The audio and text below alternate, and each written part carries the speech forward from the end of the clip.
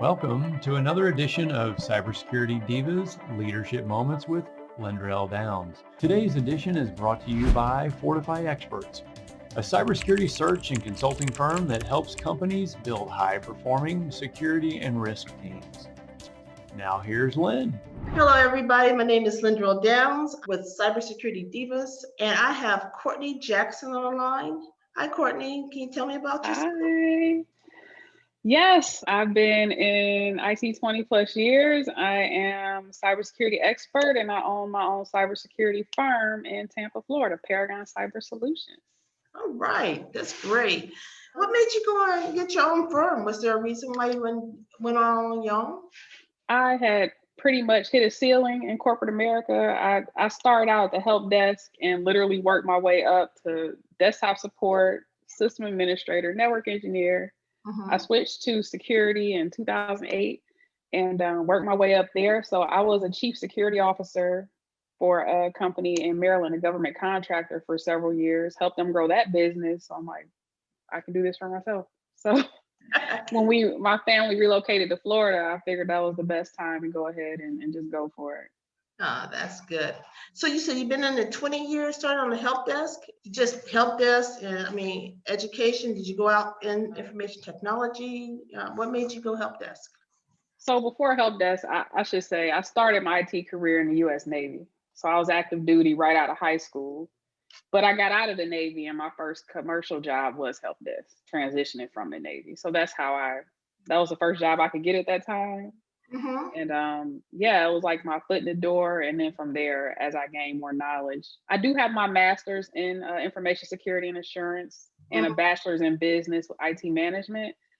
But I learned a lot just hands-on, reading a lot, getting access to labs, just wherever I could get my hands on something, I just sought it out. All right. Did you have any mentors play a big part in that? Unfortunately not.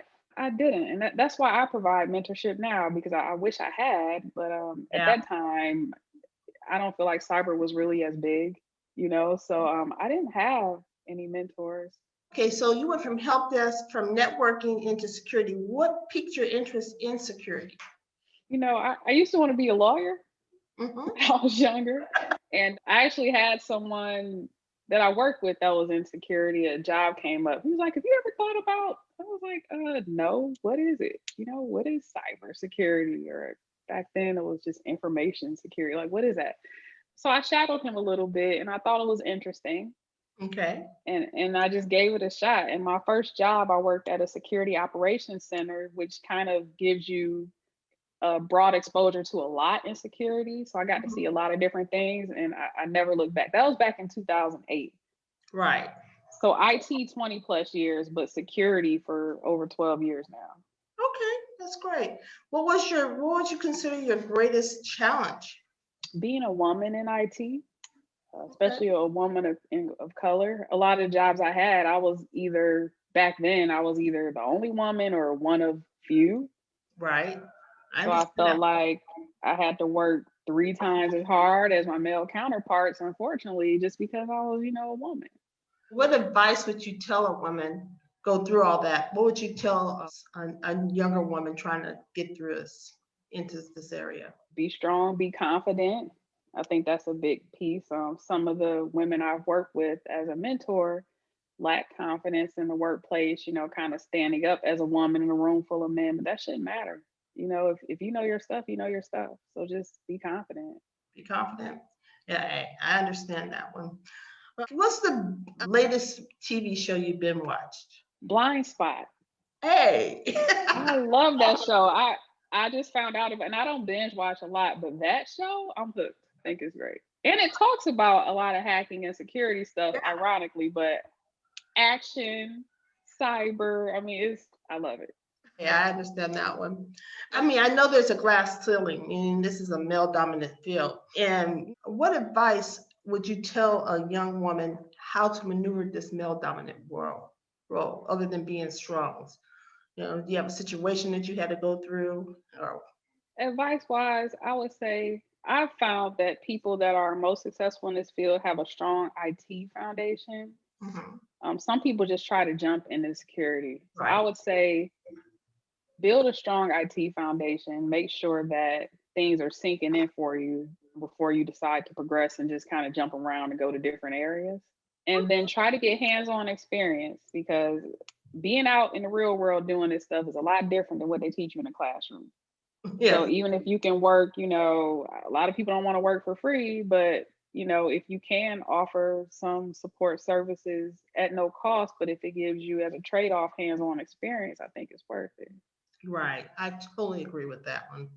Did you ever have a lab or anything? Did you build one at home, or just a hands-on experience? I had a lab years ago, but now I still have virtual labs. And then the people that I work with, I give them access to virtual labs so they can access servers, networking equipment, everything virtually in a safe environment too. Right.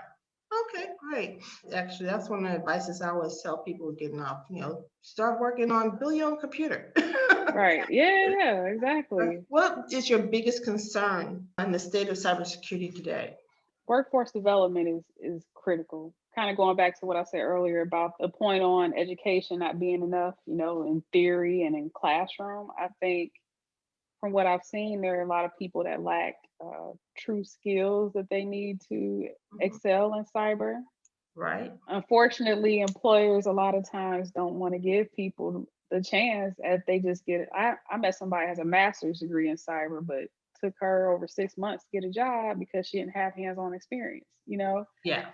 So there's a gap there. I think for me that's what I see as the biggest gap, just equipping people with the skills that they need to be successful in those roles. Right. As an education and certifications and all that, and hands-on experience. So what do you think about those three as a stepping stone into cybersecurity?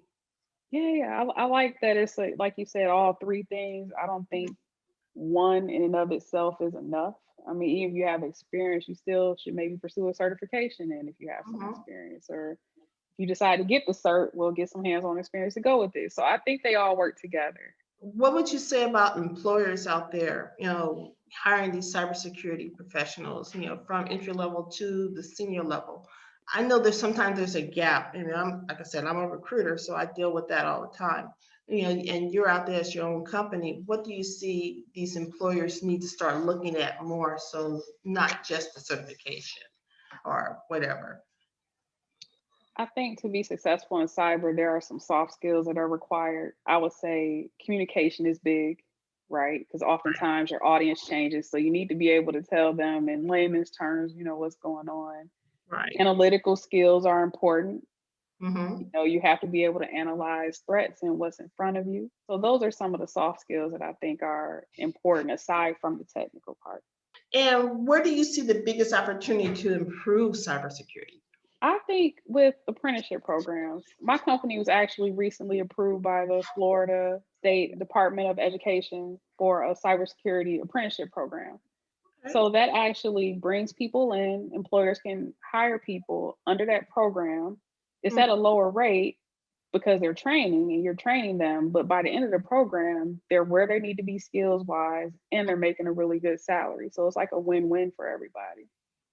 Hey, I like that. That's actually Yeah, very, I very think good. companies should do it. Do you have any favorite podcasts? I listen to Trailblazers podcast by Stephen Hart. He's a SANS associate that I came into contact with a couple years ago, and he highlights actually successful Black people in business. But I love his podcast. Great.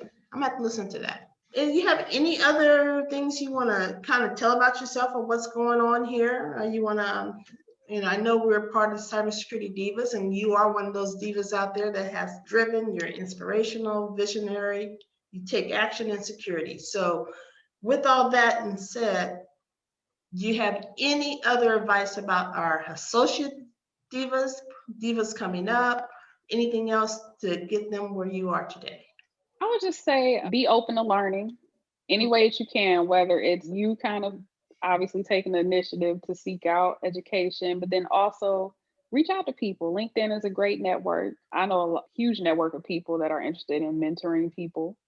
Okay. So try to find a mentor, someone you can kind of check in with, build a roadmap.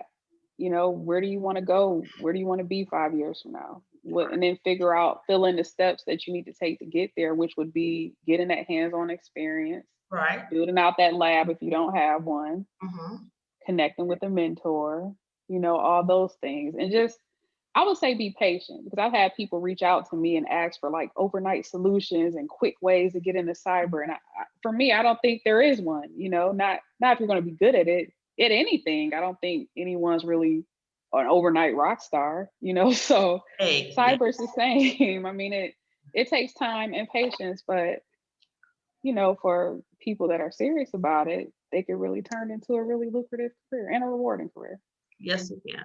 Well, we have that mentor program that we're starting here on the Divas. So everybody out there, reach out to us and we could probably hook you up with a diva to help you with your career. Courtney, I really appreciate everything that you've done, and thank you for being a diva, and you have a great day. You too. Thank you. All right.